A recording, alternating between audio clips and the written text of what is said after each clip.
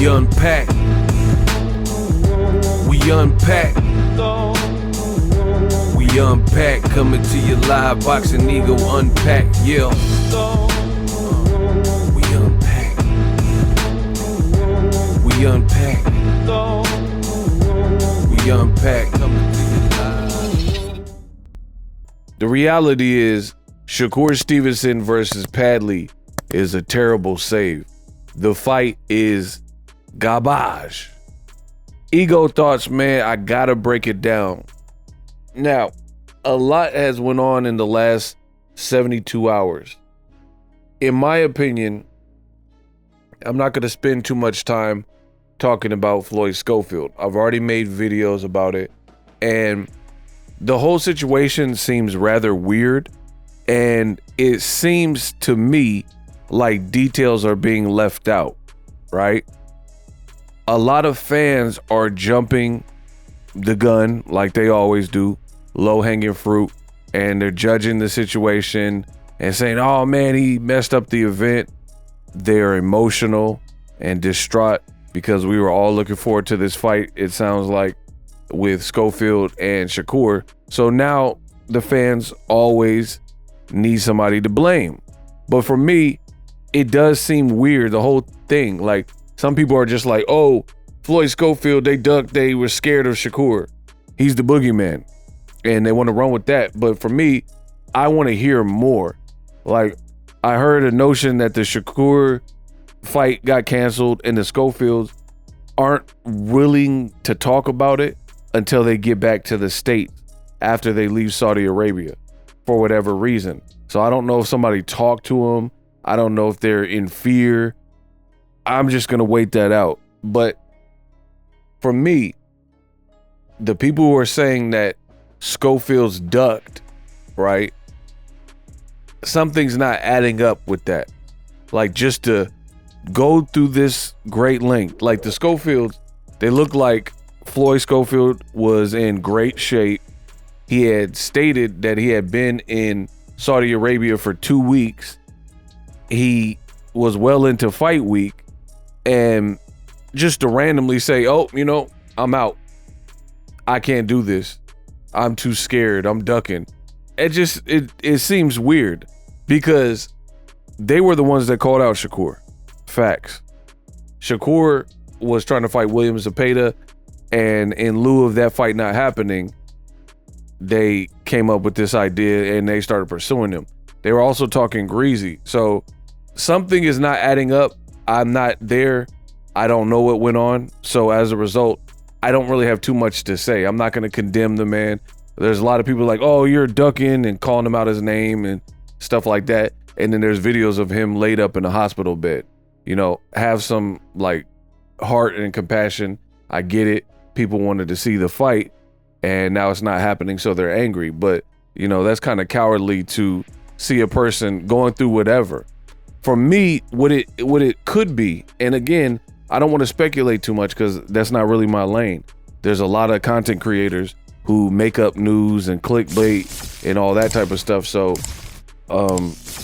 they have no problem speculating. Me, I don't like to overly speculate, but just knowing what I know about the game, what could have been the case is they're new to this level of fight. They haven't had no fight this big, you know? So in an effort to try to make a statement and win and try to get to the next level, they might have overtrained and or had trouble making weight, because there were several weight checks that they were complaining about having to do, and this is well before fight week.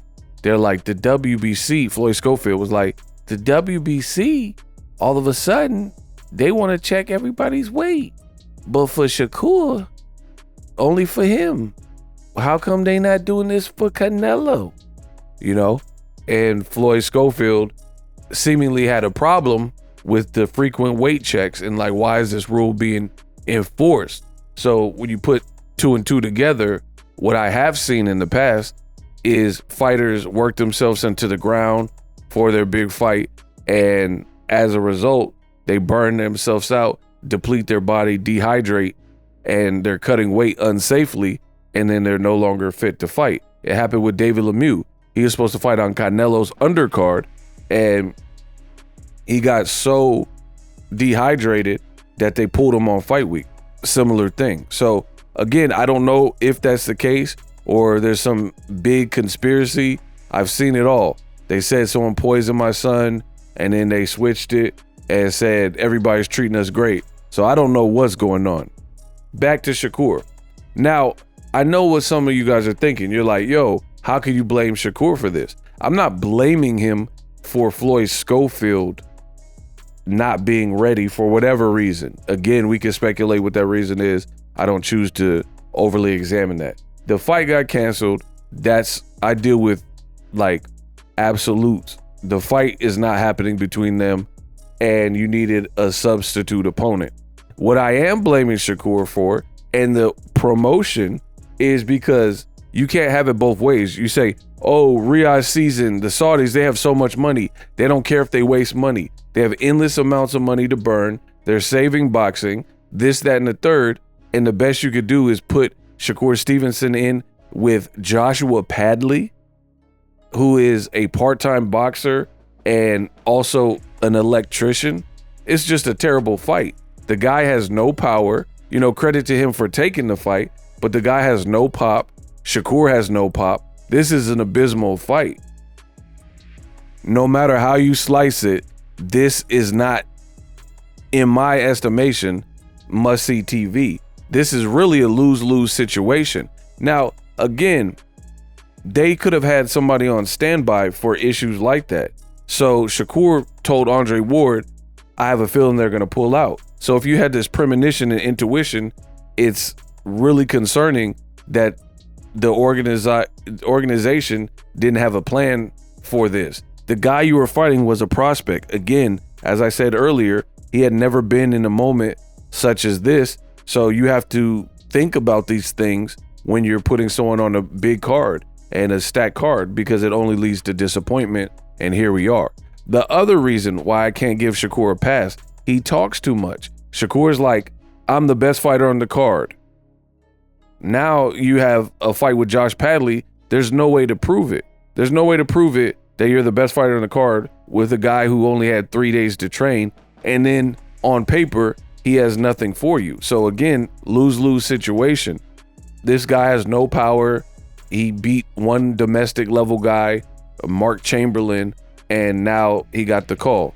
So fair play to him. I'm not mad at him, but this shouldn't be in the card. Like for me, I would have paid, if the Saudis have endless amounts of money, I would have paid Shakur Stevenson for his time and like reimbursed him for his camp or something. Say, enjoy the fight. I'll put you on the Ryan Rowley card with Devin Haney. You know what I mean? And not against Devin Haney, but on that same card in the States, and we'll have proper time to get you an opponent that doesn't change the tempo of the card. Like, people seem pretty happy with the card as is. One fight fell through, and as a result, your save is horrible. So if that's the best you could do, I'd rather Shakur didn't even fight on this card, especially if he fights in the same slot that he was supposed to fight, which is underneath Joseph Parker and Daniel Dubois title fight, which is the co-main event. You know, to me, it's disrespectful to have Shakur versus Padley and have that fight after Madrimov Virgil Ortiz. I think far more fans would like to see some of those other fights on the bottom, especially Virgil Ortiz and Madrimov over Shakur Stevenson and Padley now. So I wouldn't be surprised if Shakur got demoted and put on a lower slot on the card and his fight happens sooner instead of being towards the top of the card. But that's not my decision, obviously. And if they leave it as is, that's a travesty. The other reason, because, see, I don't just have gripes and complaints. I always explain where I'm coming from. A lot of people, there's a lot of low quality content right here in boxing. So what you see is people will say stuff, but then they won't show you, right? They'll say, oh, this and this happened in boxing, but then they don't show you proof of it, right? They don't show or cite their sources where they got this alleged information from, right? A lot of low quality content, bad audio, cheap thumbnails, cheap visuals, etc. Your boy Ego, I give you what you need, and I explain myself eloquently. So another reason why I can't give Shakur a pass is he talks too much, and to put out, I'm the best fighter on this card, no one could beat me, I can't wait to prove y'all wrong, calling out Tank Davis, all of these things, and then now you're fighting Padley, you know, and Shakur's pre-fight banter seldom matches up with the performance he gives, right? But let's talk about a more seasoned and experienced promotion, PBC, right? When PBC had similar situations where a fighter was not allowed to fight because of X, Y, and Z, look at their saves. So Tim Tszyu, he was slated to fight Keith Thurman. Keith Thurman pulled out, and this is after they had already done promotion for it. They had flyers for it, and Keith Thurman got injured in training camp. So they said, oh, we need a new opponent. They had Fundora fighting Boachuk on the undercard, so they elevated him.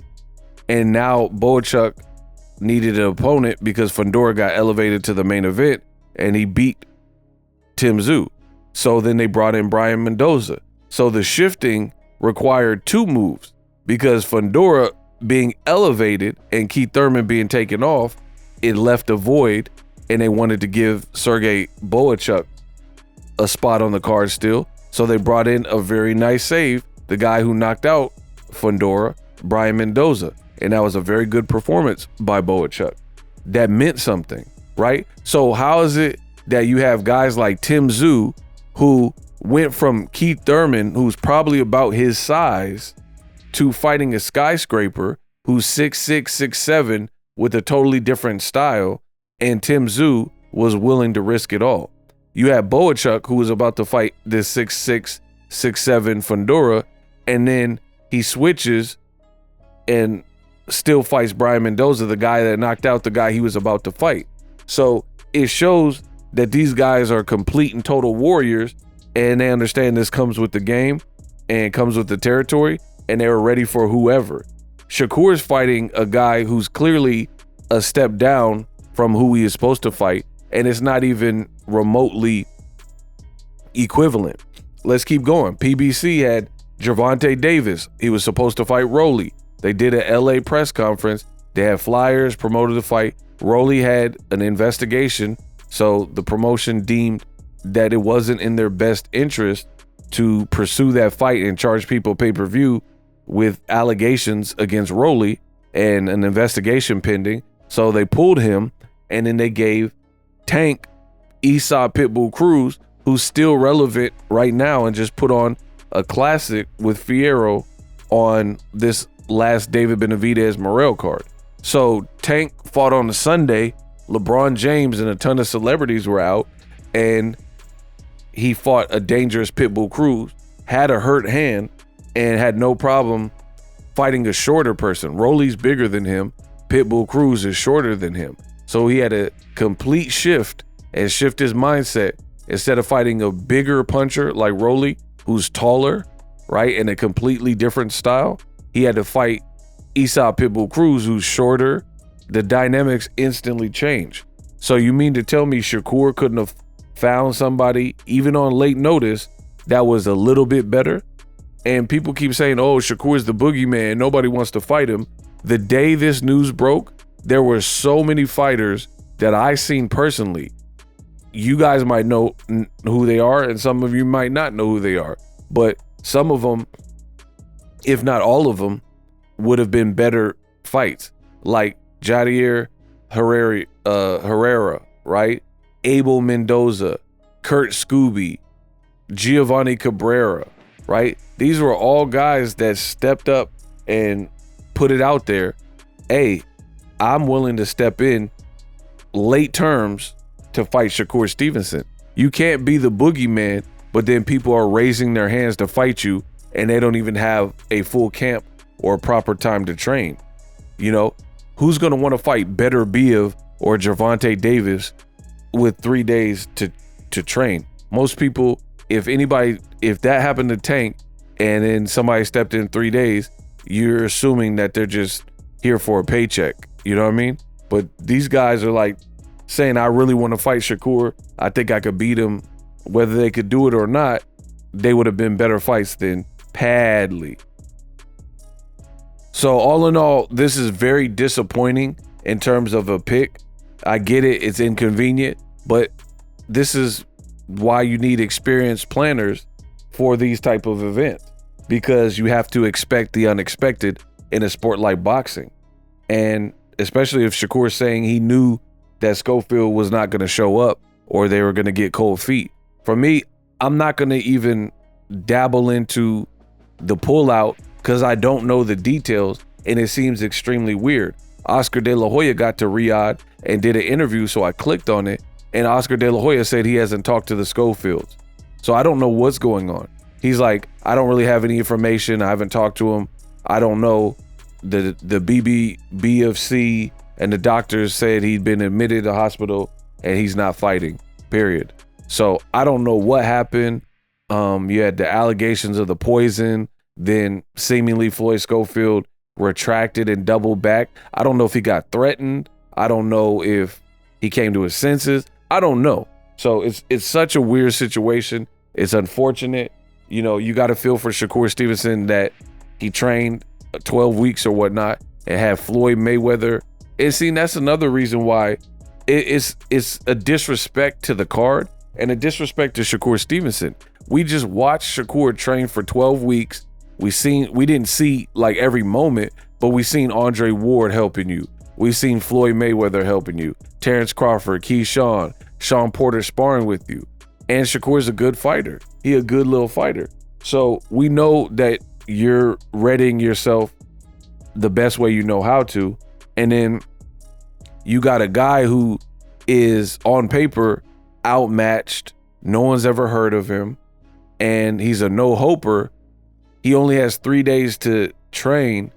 This is just such a lose-lose situation versus you could have found somebody a hair better. Like even if you fought a guy with power, like the Cuban dude, you know, 3 days is not enough to train because you probably have to just cut and work out until you can make the weight.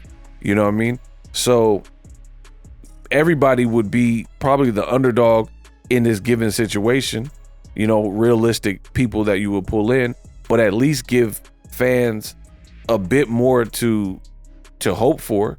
Like I just said, I gave you several examples with PBC where they saved their event. Remember when Errol Spence was supposed to fight Manny Pacquiao? It was disappointing that Errol Spence was injured, but they saved it by putting Pacquiao in there with your Dennis Ugas, who beat him. So it's funny when PBC has these occurrences, they have a save, and the save is usually still a good fight and a competitive fight, right? Jamal Charlo, it was the first card on Fox with PBC. It was both Charlos on the card. I was there in New York for that. Jamal Charlo was supposed to fight Willie Monroe Jr. He tested positive for a PED banned substance. So then Matt Korobov, who was already on the card, they elevated him and he gave Jamal a good, tricky fight, especially in the early rounds. Again, I was there ringside. So for me, this is inexcusable at this level to say, oh, we got the card of the century. So you guys want to give credit where you think is due and talk about the good. But then when it comes to certain people like Turkey, Riyadh Season, Ring, and DAZN, you don't want to talk about the bad and be realistic. There's a lot of compromised media and they're not giving it to you real and they're not giving it to you fair. I think many boxing fans match my sentiments with Shakur's disappointing choice of Josh Padley. Again, unknown, but let the compromised media tell it. This is a great save, and they're not talking about it because either they're programmed or they'll get in trouble if they have criticisms. They can't voice their opinion, but I can on my channel, and this is why you guys should subscribe for unbiased, realistic boxing. There's no battery in my back. This is just not a good fight. If they had, and this is the thing, I am willing to be reasonable. The situation is not ideal. We understand that. But you still could have found someone better, even late terms, than a guy with no power. At least give Shakur something to think about. Fight that Cuban dude with power. You know what I mean? Or a guy who has a cool little highlight reel. But Shakur talks a lot.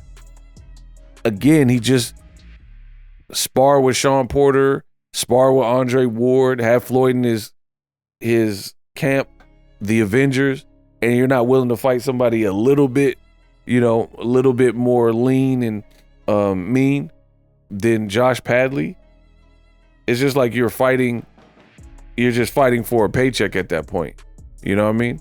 So that's my opinion on why I don't like the Shakur Stevenson fight with Josh Padley.